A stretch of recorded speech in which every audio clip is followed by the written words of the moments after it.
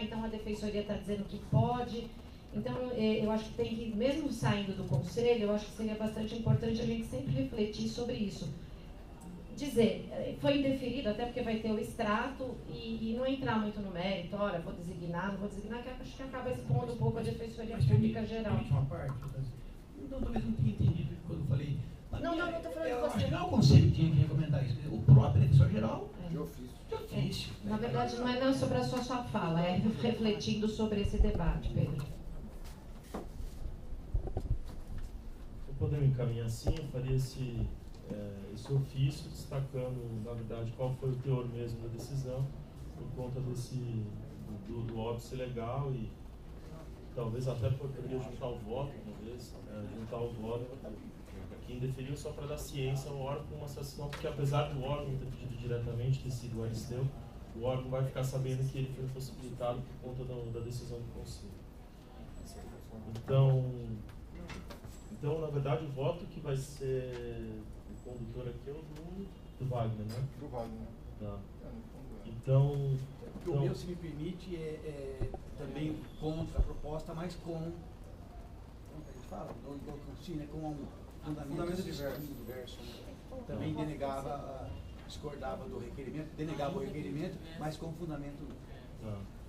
Então, nos termos do voto do relator, que concorda mantendo-se como está, aprovado por maioria, né? Então, aprovado por maioria, com destaque do voto do Pedro. Já está nos autos.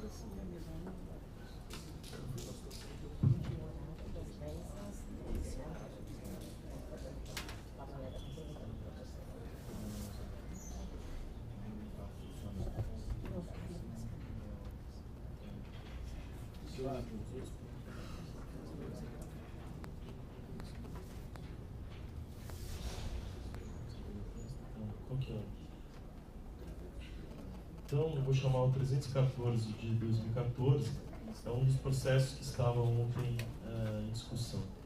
É o relator, você é o relator? Então, o relator, com a palavra ao conselheiro público.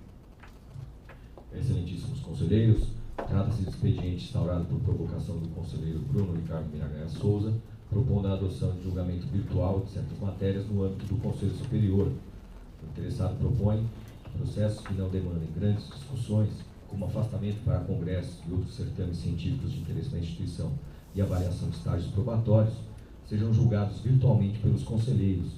Afirma que, diante da expansão da carreira, estes processos vêm se proliferando na pauta do Conselho, impedindo o colegiado de discutir e deliberar sobre temas de maior envergadura e repercussão.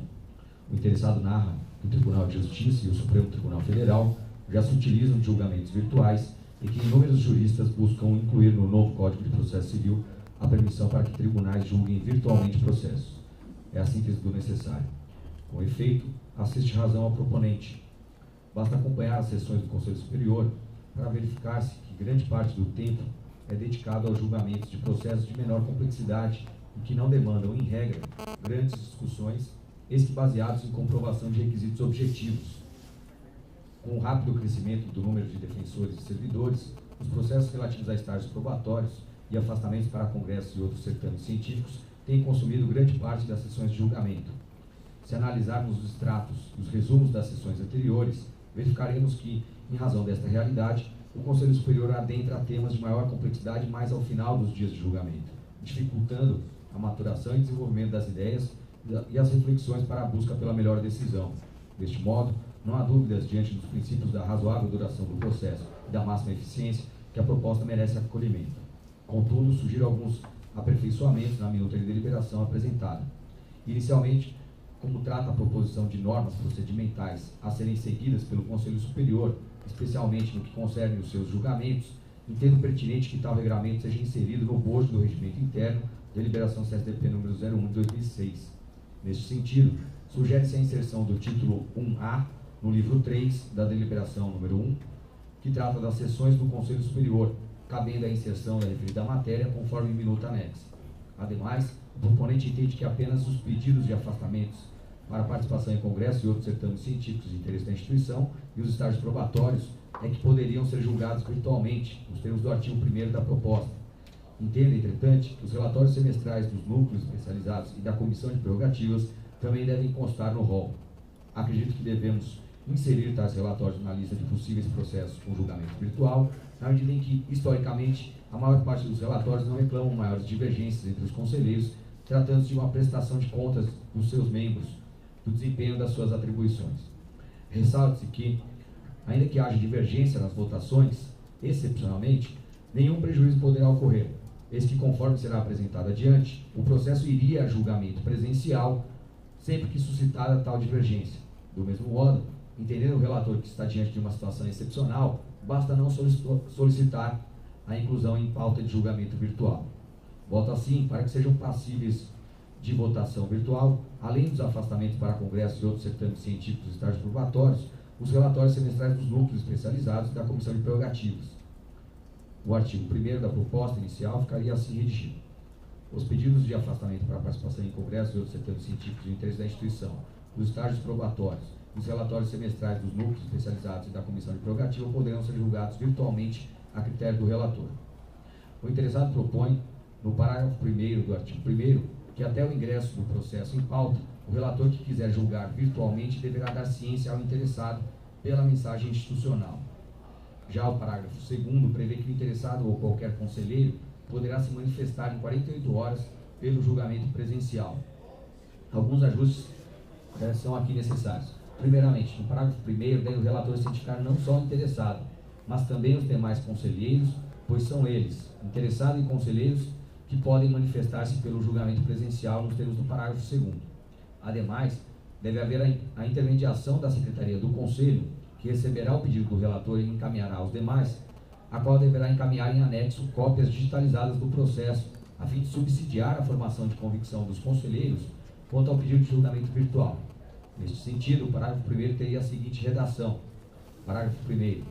Recebido o processo, após livre distribuição e até o seu ingresso em pauta de sessão presencial, o relator que decidir proceder ao julgamento virtual comunicará à Secretaria do Conselho por mensagem eletrônica, que dará ciência aos demais conselheiros e ao interessado também pela mensageria institucional, juntando-se cópia digitalizada dos autos. Com relação ao parágrafo 2º, proponho duas pequenas alterações. Ao invés do prazo de 48 horas, voto pela previsão de 2 dias úteis para a facilitação da contagem. Além disso, entendo que o prazo passa a correr do envio do pedido pela Secretaria do Conselho, pois seria de difícil verificação a data da ciência do conselheiro ou interessado. A redação ficaria assim. O interessado ou qualquer conselheiro poderá manifestar-se pelo julgamento presencial no prazo de 2 dias úteis do envio do pedido do relator pela Secretaria do Conselho, sendo dispensada a motivação para impedir o julgamento virtual. Entendo também que deve haver um acréscimo de 2 parágrafos. Parágrafo 3º. Não havendo manifestação contrária ao julgamento virtual, a Secretaria do Conselho publicará na imprensa oficial pauta de julgamento virtual de processos, assinalando o prazo de 2 dias úteis, para que qualquer interessado protocole na Secretaria do Conselho manifestação que não precisará ser motivada solicitando julgamento presencial. Parágrafo 4º. Caso haja manifestação tempestiva de qualquer pessoa, o julgamento não poderá ser virtual, devendo ser incluído na pauta de julgamento da sessão presencial.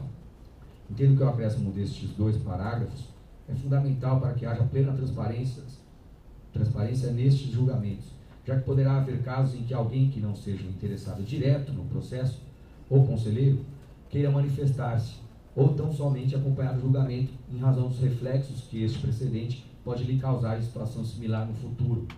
É possível que outros defensores sejam indiretamente interessados no julgamento, bem como servidores ou mesmo membros da sociedade civil. Deste modo, voto pela necessidade de publicação no Diário Oficial da pauta de julgamento virtual, abrindo-se o prazo para que qualquer pessoa manifeste-se pelo julgamento presencial. Proponho também pequena alteração no caput do artigo 2º da proposta, na mesma linha do artigo anterior, para facilitar a circulação da informação e evitar desencontros. Entendo que, ao invés do relator encaminhar seu voto aos demais, deverá encaminhá-lo à Secretaria do Conselho, a qual repassará a todos os conselheiros. A redação sugerida seria: não havendo manifestação, o processo estará apto para julgamento virtual, devendo a Secretaria certificar o decurso do prazo sem manifestação e comunicar ao relator, que terá 3 dias corridos para encaminhar seu voto à Secretaria, que encaminhará aos demais conselheiros por mensagem eletrônica. Sugiro ainda alterações do parágrafo 1º para: a. reduzir o prazo de 5 para 3 dias corridos. B. Suprimir o trecho que poderão solicitar os autos para exame e vista no prazo regimental, o que poderia causar atraso na votação, além de ser desnecessário na medida em que cópias digitalizadas dos autos já foram enviadas a todos os conselheiros. A redação ficaria da seguinte forma: os conselheiros manifestarão sua concordância aos demais, igualmente mediante mensagem eletrônica no prazo de 3 dias corridos.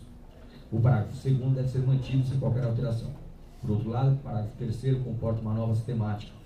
Pela proposição manifestada a divergência, o conselheiro discordante elaborará seu voto e encaminhará aos demais conselheiros, devendo os demais votarem. Entendo que este procedimento pode ser aperfeiçoado. Vale dizer, manifestada a discordância por quaisquer dos conselheiros, difícil seria operacionalizar uma votação virtual. Pode haver casos em que os demais conselheiros não concordem com o voto do relator, nem com o divergente, criando-se uma terceira corrente. Outros sim, havendo divergências, os debates tendem a ser mais intensos e as argumentações mais robustas, o que seria prejudicado se ocorresse na seara virtual. A fim de evitar dificuldades como estas, entendo que, manifestada a discordância do voto, deve o processo ser retirado da pauta de julgamento virtual e incluído na pauta da próxima sessão presencial do Conselho Superior. A redação da norma contaria com a seguinte redação: caso alguns dos conselheiros discordem do voto do relator, deverá encaminhar seu voto aos demais conselheiros, devendo a Secretaria certificar o encerramento do julgamento virtual e incluir o processo na sessão presencial seguinte do Conselho Superior. Por fim, diante da inserção desta sistemática de julgamentos virtuais no regimento interno do Conselho Superior, necessárias alterações adaptativas. Deve, assim, serem inseridos 4 incisos no artigo 14, que tratam das atribuições da Secretaria, do Secretário Executivo do Conselho. Inciso 22, enviar via mensageria institucional ao interessado e aos demais conselheiros o pedido do relator de julgamento virtual, juntando-se cópia integral digitalizada do processo. 23, publicar na imprensa oficial pauta de julgamento virtual. 24, informar ao relator que solicitou o julgamento virtual acerca da inexistência de contrariedade ao pleito, bem como implicar o voto do relator aos demais conselheiros. 25, certificar o encerramento do julgamento virtual após a apresentação de voto dissidente, incluindo o processo na pauta de julgamento virtual. Outro sim, o artigo 3º da proposta deve se transformar no parágrafo 8º do artigo 19. A adoção da forma de julgamento virtual não implica a quebra da periodicidade das sessões nos termos do artigo 29 da Lei Complementar Estadual 98 de 2006. Diante do exposto, lembrando-se da necessidade de votação da maioria absoluta dos membros do Conselho Superior nos termos do artigo 66 da Deliberação número 01 de 2006, voto pela adoção da sistemática de julgamentos virtuais nos termos que constam da proposta em anexo. Sara, não sei se vocês disponibilizaram aí no retroprojetor, a gente elaborou um quadro sinótico que consta. Pegou em mãos. Para ficar mais claro como seria essa sucessão de atos. A ideia foi manter como regra o direito de qualquer interessado de solicitar o julgamento presencial, bastando de forma desmotivada fazer essa manifestação por intermédio de e-mail. Então vejam, o que a gente entende, estudando a matéria, é que a prática aqui adotada vai viabilizar a adoção de uma sistemática mais séria, já que, em regra, não demandam maiores discussões desse processo e acredito que não haverá frequente pedido de inserção em pauta presencial de julgamento desses processos. De toda forma, uma vez seguida a rotina de julgamento virtual, a gente está garantindo aqui, e acho muito importante frisar isso, a transparência e a publicidade dos atos, na medida em que haverá uma publicação da pauta virtual, para que todos saibam quais processos estão sendo submetidos a julgamento virtual, e depois será publicado o extrato do julgamento final, que ocorrerá por intermédio de e-mail. Então, a sistemática está exposta nesse quadro sinótico, e se os conselheiros tiverem alguma dúvida, a gente pode esclarecer. Presidente, queremos escrever.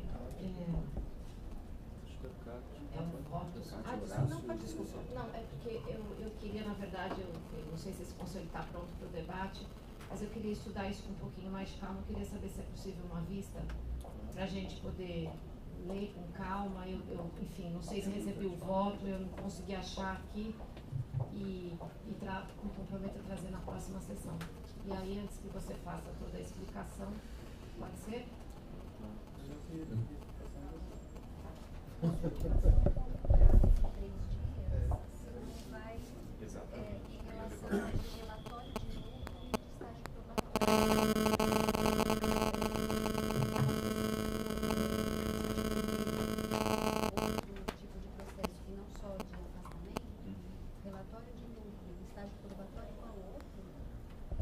Relatório de núcleo, estágio probatório e afastamento para Congresso. Os afastamentos eu não vejo muita complexidade, que seria um checklist dos critérios objetivos.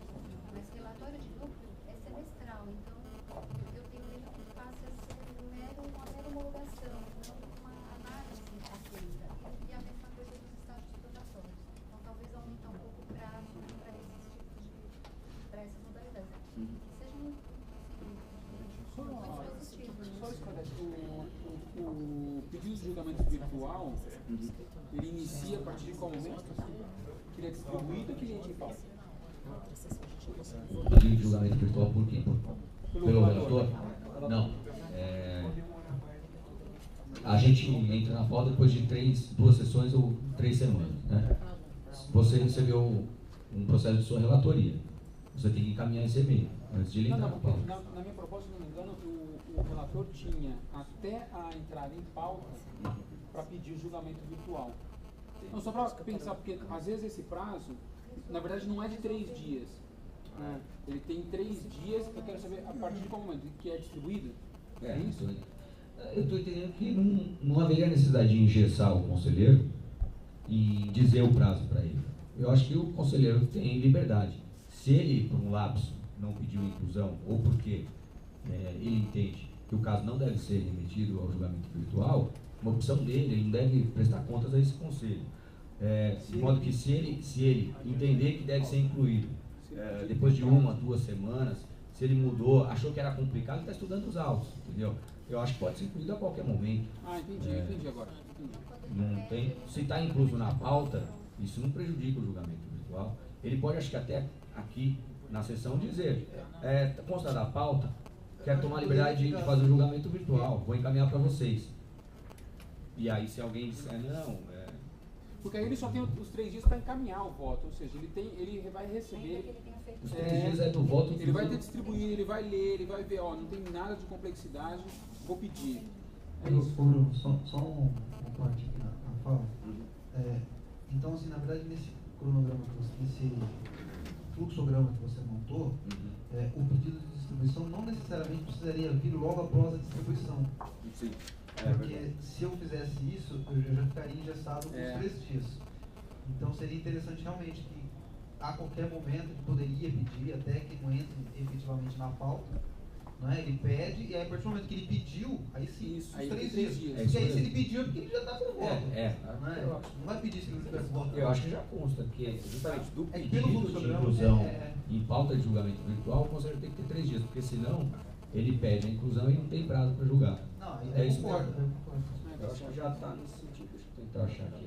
É que só pelo fluxograma. Você pega pelo fluxograma, o pedido está lá no comecinho, né? Então aí gera esse...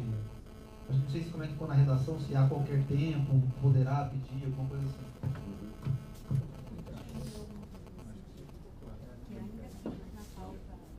Ele pode pedir os 3 dias e não. O julgamento virtual só vai ocorrer se o relator pedir para... Eu queria só explanar aqui umas preocupações. Né? A gente já, inclusive, nós temos já um parecer da Marina Dias sobre essa questão do julgamento virtual. E é uma preocupação muito grande, acho que você tratou dos 2 temas, da publicidade e tudo mais, mas continua sendo uma preocupação. Eu estou muito, assim, tentado a gente refletir um pouco o que a Cátia colocou. Eu acho que o relatório e o estágio probatório, na verdade, nós tínhamos que avançar nele. Eu acho que ele está sendo um mero, vamos dizer assim, uma burocracia. Né? A gente não está conseguindo, pela quantidade e tudo mais, não está conseguindo refletir sobre eles. Né? E tenho recebido assim, de várias pessoas, assim, do Conselho principalmente, uma preocupação, principalmente com o estágio probatório. né, que a gente, na verdade, tinha que avançar na discussão dos estágios, de avaliar um pouco melhor esses estágios. O relatório também dos núcleos, né? Acho que nós tivemos um dos núcleos, nós tivemos um bom debate, acho que teve uma boa discussão. Melhorou muito depois daquele debate. A gente, com a nova coordenação, a gente tem feito discussões a partir daquele debate. Então, eu vejo que tem uma experiência bem interessante. Então, eu fico preocupado, principalmente, com o relatório dos estágios, assim como a Cátia. Eu penso até, a questão dos cursos, eu acho que até foi motivado um pouco em cima disso, daquela conversa que nós tivemos no começo aqui, né? Eu acho que os cursos poderia ser um bom piloto, né? Até a gente poderia refletir. Mas do relatório, realmente, do estágio, eu fico muito preocupado, assim, e acho que a gente vai avaliar bem essa proposta, né, para a gente poder realmente tomar um pouco de cuidado. Né? Por exemplo, agora desde ontem o e-mail aqui não funciona. Sabe? Então a gente está contando com uma tecnologia que ela também não é 100%. E a preocupação realmente com a transparência e o aprofundamento das discussões. É só uma preocupação ainda. Tá? Posso fazer Na verdade, Aldeirão, eu acho que essa preocupação veio também de mim, eu fiz a proposta, né? Lógico que a gente pensa sempre na maior transparência, na maior publicidade, eu sempre me pauto nisso.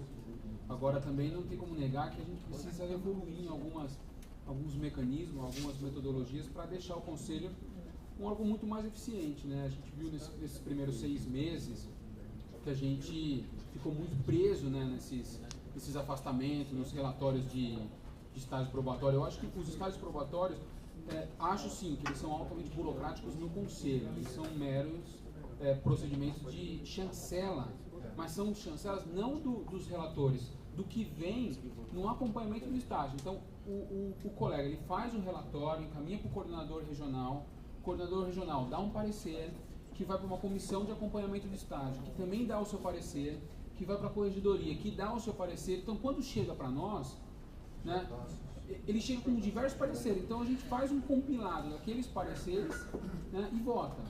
Né? Para eu desconstruir tudo aquilo, eu preciso ter um autoconhecimento fático de um colega que às vezes trabalha do meu lado.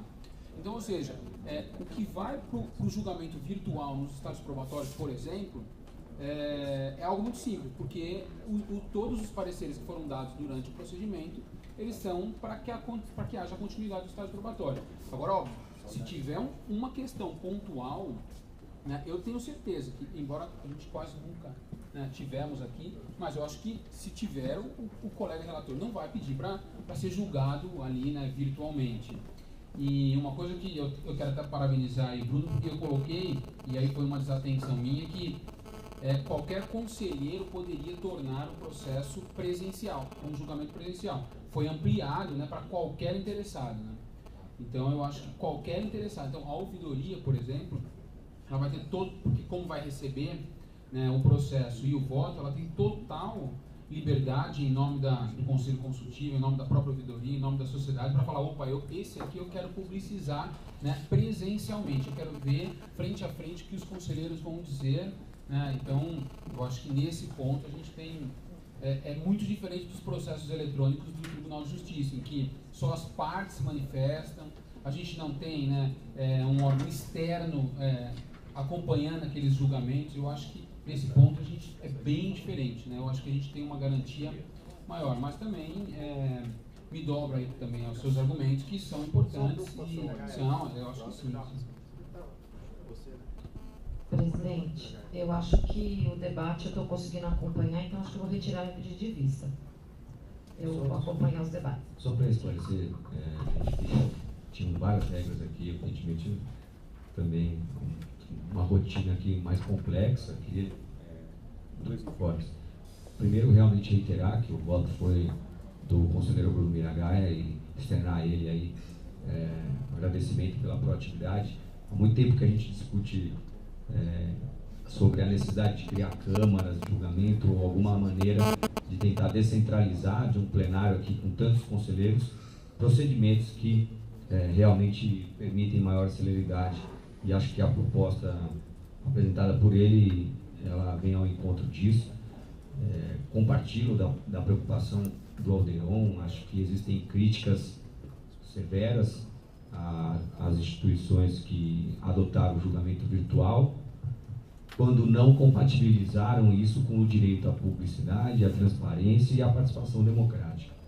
Penso que com publicação antecipada no Diário Oficial da Pauta, com a mensagem que vai ser encaminhada a todos os conselheiros e o ouvidor vai recebê-la, a gente está garantindo uma plena participação, principalmente mantendo como regra o direito ao julgamento presencial quando solicitado. E queria só, sobre um aspecto me perguntado aqui há pouco, na verdade, para uma organização dos trabalhos, tem uma previsão expressa de que a inclusão do julgamento virtual pode ocorrer até a inclusão desse processo na sessão presencial. Então, veja, a gente recebe os autos, temos 3 semanas ou 2 sessões para incluir em pauta e pedir o julgamento virtual. Se isso não for feito naquela 3ª semana, quando encaminhada a pauta oficial pela secretaria, não será possível a sua redistribuição ao julgamento, a uma pauta virtual. Eu vou colocar só uma questão aqui para otimizar os trabalhos. A gente precisa votar hoje a redação final do texto da deliberação das cotas, até que para a gente dê publicidade a essa deliberação. Então, eu só indago, a Franciane retirou o pedido de vista, eu indago se algum conselheiro pretende fazer pedido de vista, para daí a gente, ou não, ou se enfrentaremos, faremos a votação desse processo ainda hoje.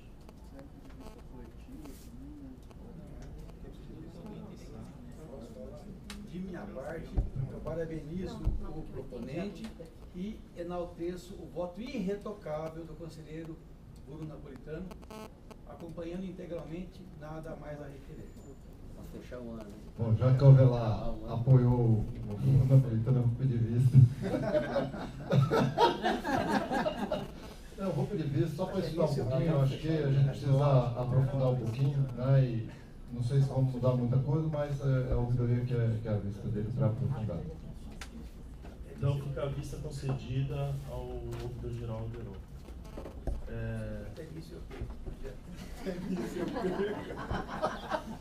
Tá vendo?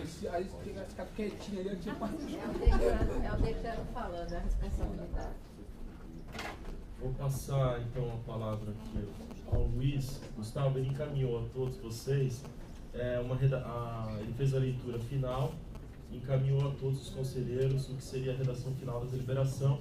O Pedro Avelar fez alguns apontamentos, então, para a gente não ter que fazer toda a leitura da deliberação, indago se alguém mais tem algum apontamento, porque daí, caso ninguém tenha, a gente enfrentaria só os apontamentos do Pedro, que foi o único que apresentou observações aí ao texto. Então, não tendo nenhum outro apontamento, a gente enfrenta aqui as colocações trazidas pelo Pedro. Vocês imprimiram? Não. Ele encaminhou. Eu passo a palavra aqui para o Luiz. Bom, na verdade, assim, eu encaminhei os dois arquivos com os apontamentos feitos pelo Pedro e o meu. A ideia, eu estou aqui com as 2 versões impressas, a ideia é que a gente acompanhe a leitura pelo que o Pedro alterou, e aí, aonde ele fez a alteração, eu aponto qual era a redação que eu tinha incluído e a gente discute aí a questão. Só uma complementação, uma informação antes da gente começar que eu acho que é importante. Essa deliberação em si, ela foi feita com base estrita no que o Conselho aprovou. Na verdade, na revisão, eu ouvi a sessão novamente, até para conferir o quadro que o Caio tinha feito ali, estava na tela, e a partir daí montou uma redação.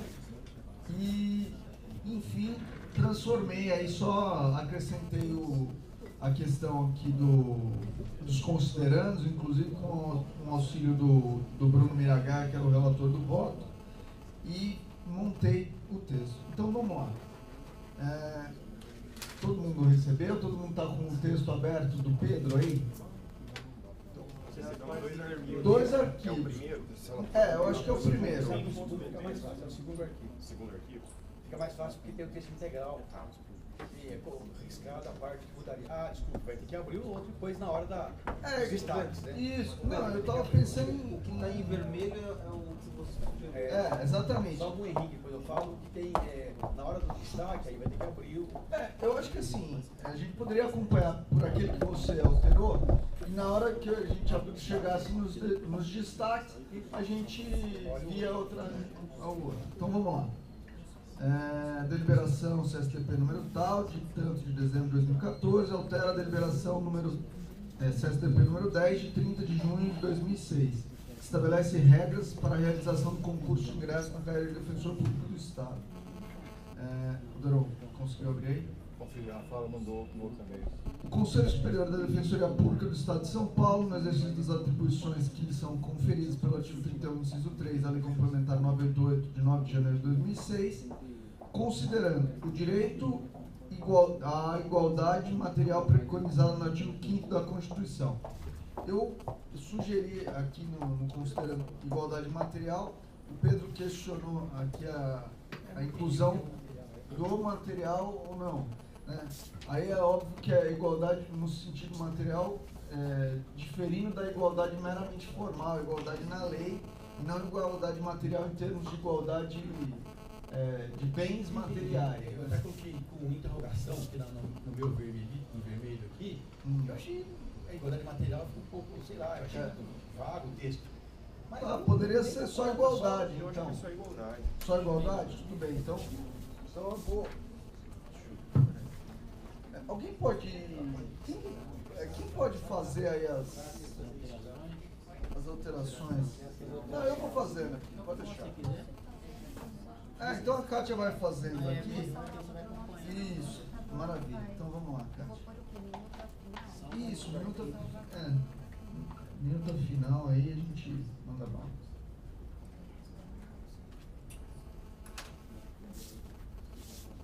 Bom, então aí a gente suprimiu aí, considerando direito à igualdade material, tiramos material, ficou considerando o direito à igualdade preconizado no artigo 5º da Constituição Federal.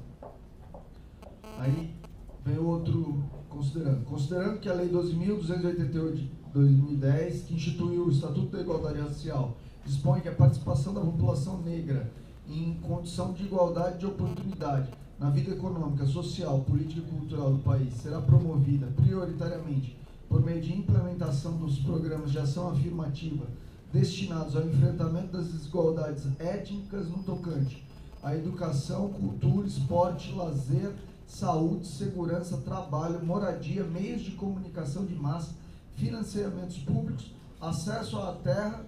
E aí eu tinha posto, tinha esquecido de pôr expressamente, a palavra acesso estava só, vírgula, à justiça, 2 pontos. Aí o Pedro pôs e acesso à justiça. Ficou mais claro. Então, aceita aí a alteração. Vocês querem que eu leia só os destaques? Então vamos direto lá para os destaques. No artigo 3º. Se é conveniente de colocar acesso à justiça, porque acesso à justiça realmente é um hipossuficiente. Já estava falando que isso é só obrigação. Qualquer pessoa tem acesso à justiça. Não necessariamente. Mas a gente está tratando disso no âmbito da defensoria. Acho que pode passar essa impressão. Desculpa, não entendi a observação dessa. Não? Ele tem que retirar a expressão acesso à justiça, não é? Eu só botei redação. Não, estou refletindo. Não entendi. Você entendeu? Ô Bruno, até porque você que elaborou aqui a minuta desculpa aí, deselegância, porque você que elaborou a minuta dos considerandos, o Bessa está sugerindo aqui a supressão do termo e acesso à justiça no segundo considerando. Por que é a sua? Ele pode dar a impressão de que acesso à justiça no âmbito da defensoria, de garantir o acesso à justiça é o hipossuficiente, entendeu? Então pode dar essa sensação de que assim, aqui a gente está tratando o acesso à justiça como hipossuficiente, o negro como hipossuficiente.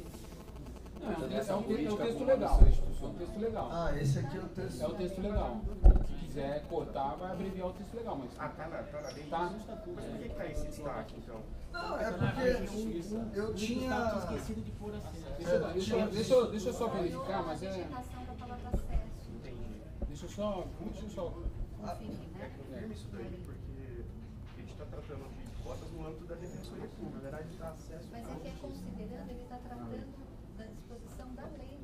Acesso à terra. Artigo 4º, inciso 7, ele fala acesso à terra, à justiça e outros. Mas aí com acesso ele já coloca a terra e a justiça. A lei. Então, podemos repetir o texto legal. O texto legal, por isso que ficou esse sentido. Eu sei porque tinha outros, mas repetiu outros. Não repetiu a palavra acesso duas vezes. Querem, para deixar igual o texto legal, pô, acesso à terra, à justiça e a outro. Como é que tá aí? Esse outro fica vago, a gente colocar. Não, precisa ver o que tá na lei. Acho melhor deixar como aqui, só adequa aí a redação do acesso. Eu acho que tá bom, acesso à terra e acesso à justiça. É só considerando é quase que um... Acesso à terra e a justiça. Eu achei esse outro acesso. Então tá bom, então beleza. O acesso à terra e a justiça. Aí, inciso, no artigo 3º, eu tinha posto a expressão no singular, inclua-se na defensoria, na deliberação CNTP número 10 de 30, os seguintes artigos. Aí o Pedro alterou, ficou inclua-se, está correto. Aí bom, agora vem aqui as partes que eu peço maior atenção, porque são já da própria texto que nós aprovamos no dia lá. No artigo 4º, o parágrafo 1º estava: a concorrência às vagas reservadas para negros e índios pelo sistema de cotas é facultativa, e sendo essa a opção do candidato, deve ser feita a declaração no momento da inscrição. O Pedro pôs, deve ser declarada no momento da inscrição, ficando o candidato submetido às regras gerais estabelecidas no edital do concurso, caso não opte pela reserva de vagas. Eu acho que eu acho que a redação do Pedro ficou melhor. Parágrafo 2º. Acatada a redação do Pedro. A Kátia está fazendo ela está editando aqui. É só fazer redação também, nada a ver. Parágrafo 2º também. Vamos só ler aqui para não restar dúvida. Como estava: fica vedada qualquer solicitação de concorrer às vagas reservadas para negros e índios após a conclusão da inscrição. Aí o Pedro colocou: fica vedado ao candidato o exercício da opção descrita no parágrafo anterior após o recebimento de sua inscrição. Eu acho... conseguiram pular, né? Ficou até melhor.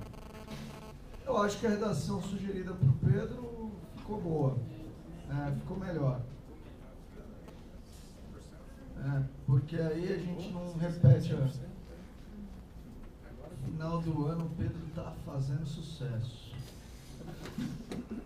Agora é uma pessoinha aí. Agora que...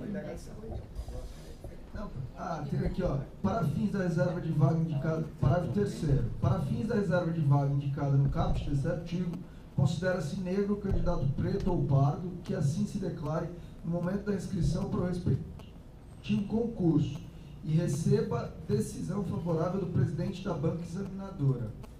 O Pedro pôs e do presidente da... Tirou o receba, Pedro? Eu acho que aí foi erro meu. Esse risco desconsiderem. Um equívoco meu. O risco desconsidera. O que vale aí é o que eu coloquei em vermelho. Ou seja, aí é mais indagação, né? Se seria exigida a certidão da sua. Não, então. Aí já estava já está no parágrafo 4º, então, né? É porque eu estava lendo o parágrafo 3º. Aí agora. Então retira, não há nada. O parágrafo 4º o parágrafo 3º fica como está, né? Mantendo-se a expressão receba a decisão favorável do presidente da banca examinadora. Exato. Parágrafo 4º. Para fins da reserva de vaga indicada no caput deste artigo, considera-se índio aquele que, no momento da inscrição, se declare como tal, a presente certidão administrativa emitida pela FUNAI, Fundação Nacional do Índio, confirmando ser índio, ou receba a decisão favorável do presidente da banca examinadora. Posso falar aqui então, para explicar? Em primeiro lugar, o receber a decisão favorável desconsidera o risco, foi um engano meu, né? Não é esse o problema. Aqui eu só sugeri, em vez de ou e. Aí sim, mas aí já é questão de se ver se eu estou certo ou não. Talvez o ou, na minha opinião, não digo que se pretendeu, né? Não, eu entendi. A questão é, com a declaração da FUNAI, será necessária a decisão do presidente da banca examinadora, ou a apresentação da decisão da FUNAI supre ou melhor, vincula o presidente da banca que não poderia julgar de forma diferente. E agora? Eu a princípio, concordo com o CAE, porque assim, a decisão do concurso é do presidente da banca. A declaração da FUNAI é um documento para comprovar aqueles requisitos, assim como outros. Então, assim, a decisão é realmente do presidente da banca. Então, eu acho que tem que pôr E. Assim, então, só o documento que tem que se apresentar. Todos estão de acordo? Miragais? E. Então, só com relação à vírgula que está lá, eu acho que não cabe essa vírgula não. Luiz, tem uma questão que a gente discutiu, até conversando com membros do núcleo de discriminação, que a FUNAI não está emitindo mais essa certidão em alguns estados. Por isso que a gente utilizou essa redação alternativa. Não dá para obrigar essa certidão. Se a pessoa não tiver certidão, ela vai ser submetida à avaliação da comissão. Não, pera, mas aí são duas questões então, porque assim, uma é a necessidade expressa dela sempre ter que apresentar a certidão da FUNAI. O que, da forma que a gente votou lá e que a gente tem que seguir vinculadamente hoje, não é necessário. Né? Agora, outra coisa é, quando ela apresenta, o presidente tem que dar a decisão que a gente também concordou. Eu acho que a gente teria que incluir aqui de alguma forma essas duas opções nessa coisa. E vai ter que mudar a estrutura da redação. Não, assim, então vamos mudar aqui para incluir as duas coisas. Só colocar assim, a princípio seria colocar que essa certidão é um documento possível de se apresentar no mais familiar. Não, eu acho que pode assim. Isso, aí para sim. fins da reserva de vaga indicada no caput deste artigo, considera-se índio aquele que, no momento da inscrição, se declare como tal, apresentando ou não. Repetiu de cima, vírgula, apresentando ou não. Podendo apresentar certidão administrativa. Você usa a redação do parágrafo anterior, só que adaptado ao índio e a porque as duas coisas que você requer é o pedido, é a declaração mais a banca examinadora, são os dois requisitos. Mas a declaração não é necessária. Espera só um minutinho. A declaração do candidato. Eu queria só refletir com vocês. Assim, no caso do negro, o negro ele tem a fenotipia, a genotipia, quer dizer, ele se apresentando e fazendo a declaração se aceita. O índio também, eu imagino que não necessariamente precisaria dessa certidão. Eu acho que essa eu acho que a aprovação, o importante é a aprovação do presidente da banca. É bom porque, sabe por quê, Leirão? É bom constar a certidão da FUNAI para estimular eles a apresentar a certidão, porque isso vai retirar o trabalho da comissão. A gente quer que a comissão avalie subsidiariamente. Então, ou. É um requisito. Porque se não está emitindo a certidão, vai ser um complicador para quem. Não tem redação não. Apresentando ou não? Podendo apresentar, já está. E aí ali, ó, sem prejuízo, devendo, sem prejuízo de receber a decisão favorável do presidente. Não, acho que a proposta da Cátia é mais razoável. Vamos ler a proposta da Cátia aqui. Quem está digitando lá? Não, ali ninguém. Carlos. Não. Eles estão tentando já. Fala aí, Cátia, pra gente. Não, mas é bom. Repete aí pra gente, Cátia. Vamos à redação do parágrafo 3º, né? Para fins da reserva de vaga indicada no caput deste artigo, considera-se índio aquele que assim se declare no momento da inscrição para o respectivo concurso e receba a decisão favorável do presidente da banca examinadora, vírgula, podendo apresentar a certidão administrativa emitida pela FUNAI. Não. Fiz Tá errado, exatamente tá errado. isso que o parágrafo fala. É que, na verdade, você joga a possibilidade pelo fim. Eu só gostaria agora de pôr Espera um pouquinho. Volta o terceiro como estava. A Kátia está lutando aqui, e aí pedir também para... Vamos lá, Kátia. Só um minutinho, Sara. A Kátia já dita aí para você.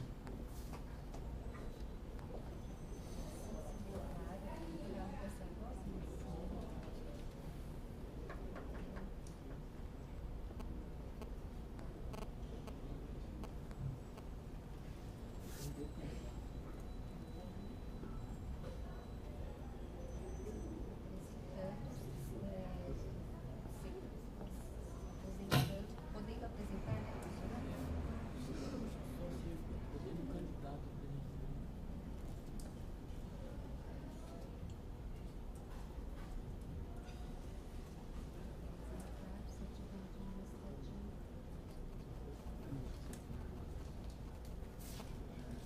qual é a certidão? Podemos apresentar a certidão pela FUNAI. Mas e aí? Essa certidão ela tem que ser avaliada, né?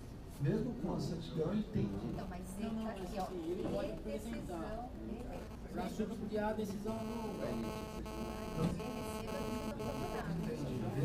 decisão favorável, ela vai ser lançada com ou sem a certidão. Não, então... A Kátia vai fazer a leitura aqui de como ficou. Sara, consegue pegar aí? Aí a Sara vai alterando a leitura. Para fins da reserva de vaga indicada no caput deste artigo, vírgula, considera-se índio aquele que assim se declare no momento da inscrição. E assim, não tem essa vírgula, viu? É o texto do parágrafo de cima, é o mesmo texto. Que assim se declare no momento da inscrição para o respeito. Não está conseguindo acompanhar lá. Que tira essa vírgula daí, Sara. Volta. Não, volta. Aquele que sem vírgula. Aí, tira essa vírgula. Que assim se declare no momento da inscrição para o respectivo concurso e receba decisão favorável do presidente da banca examinadora, maiúsculo, né? Vírgula.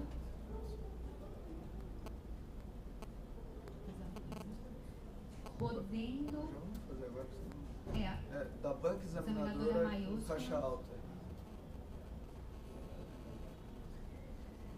Podendo apresentar certidão, já está na linha de baixo isso. Administrativa emitida pela FUNAI, Fundação Nacional do Índio. Ponto. O restante pode apagar.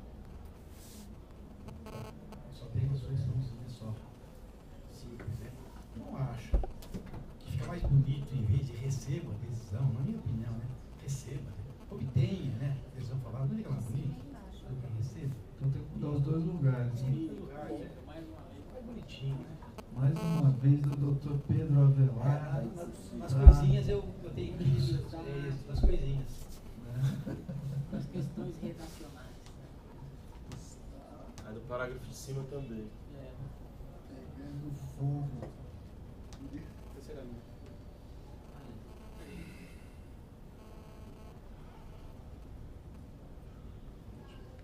Tem como já tirar esse quadro aí, sabe? Tira o quadro.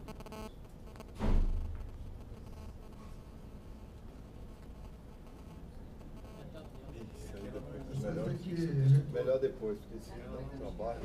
Então, parágrafo 5º. A declaração para reserva de vagas tratada nesse artigo, no caso de candidato negro ou índio, será analisada por comissão especial, devendo esta levar em consideração em seu parecer os critérios de fenotipia do candidato ou dos seus ascendentes indígena ou pretos de primeiro grau, o que poderá ser comprovado também por meio de documentos complementares. Acho que eu estou de acordo aí com a Na segunda parte, eu não sei se eu estou bem certo, mas a missão, pelo que eu entendi, ela não está deixando de tá certo. É porque eu lembro de ver esse artigo. O trabalho pesado você fez. Eu só fiquei lá em casa, assim, sei lá, de noite, olhando essas... Enquanto a esposa via novela, você ficava lendo. Vocês dois estão aí hoje. Aliás, eu gostaria de conhecer a esposa do Pedro, viu? Porque ela deve ser uma santa, né? 41 anos que foi agora com a mesma aniversária.